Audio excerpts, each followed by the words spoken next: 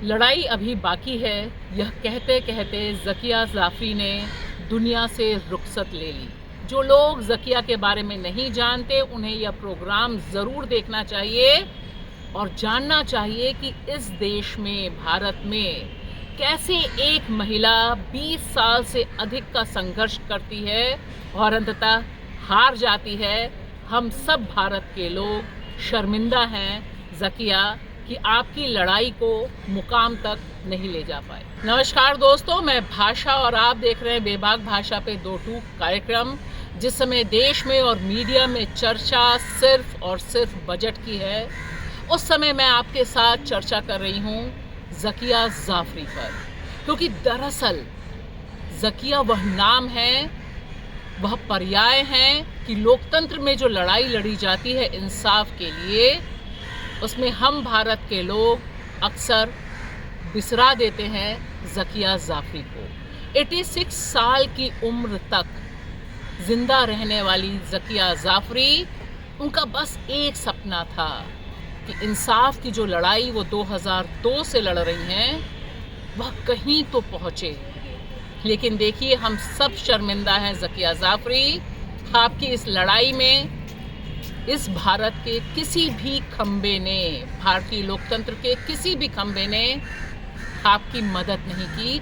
सबने आपको धोखा दे दिया, क्योंकि आप टकरा रही थी ऐसी सत्ता से जो इतनी क्रूर और नृशंस है, जहां पर बड़े बड़े जजों के, बड़े बड़े मीडिया घरानों के हाथ कांपने लगते हैं। ज़किया ज़ाफ़री यानी गुलबर्ग सोसाइटी, वह सोसाइटी जहां उनके पति एहसान ज़ाफ़री, जो सांसद थे देश के, उन्हें जला दिया था भीड़ ने।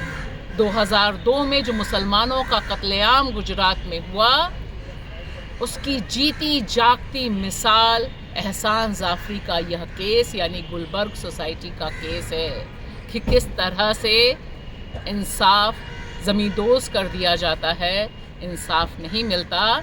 लेकिन ज़किया ज़ाफ़री भी इस बात की मिसाल हैं और उन्हें आने वाली पीढ़ियां इस तौर पे याद करेंगी कि एक महिला निडर होकर किस तरह से उस समय के मुख्यमंत्री नरेंद्र मोदी और उनकी पूरी सत्ता के खिलाफ लड़ाई लड़ रही थी।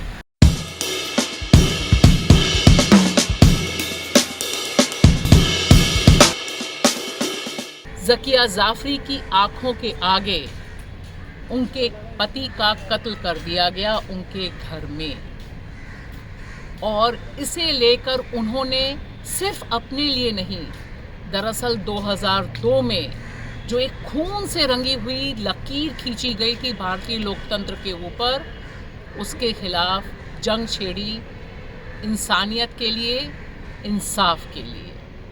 और 2002 से लेकर 2006, 2008 बहुत इम्पॉर्टेंट है, क्योंकि तब सुप्रीम कोर्ट ने उनकी ही अपील पर, उनके ही मामले में, उन्होंने जो दरवाज़ा खटखटाया था, उसमें यह आदेश दिया था कि 3 अहम जो केसेस हैं 2002 मैसेकर के, उसकी री इन्वेस्टिगेशन की जाए, यानी पुनर्जांच हो। SIT गठित की थी। और देखिए, यह महिला, इनका चेहरा याद रखिए, इन्होंने कहा था, कंप्लेन दी थी कि पुलिस उस समय के मुख्यमंत्री यानी आज के प्रधानमंत्री नरेंद्र मोदी के खिलाफ और उनके एडमिनिस्ट्रेशन में शामिल लोगों के खिलाफ उनकी FIR नहीं लिख रही है। इस हिम्मत का नाम, इस दिलेरी का नाम ज़किया ज़ाफ़री है। और 2022 में सुप्रीम कोर्ट ने जिस तरह से उनके केस को रफा दफा कर दिया और न्याय देने से इनकार कर दिया, उस समय उन्होंने कहा था कि लड़ाई अभी जारी है। यह इसलिए भी बहुत अहम है क्योंकि एहसान ज़ाफ़री कांग्रेस के पूर्व सांसद थे, और जिस समय वे मारे गए, जो भीड़ उनके घर में उनका कत्ल करने आई, उससे बचाने के लिए एहसान ज़ाफ़री समेत तमाम लोगों ने उस समय देश की सत्ता के तमाम लोगों को, बड़े बड़े लोगों को फ़ोन घनघनाया था।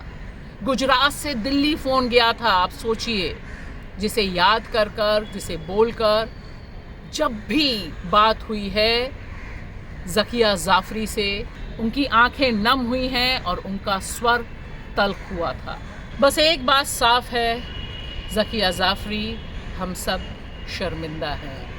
देश की वह आबादी आज शर्मिंदा खुद को महसूस कर रही है जो दरअसल चाहती है दिलों में कि इस देश में अमन रहे और इंसाफ का राज रहे, क्योंकि देश में संविधान की चिंदियां उड़ाने वाली सत्ता बेखौफ होती जा रही है, बेलगाम होती जा रही है।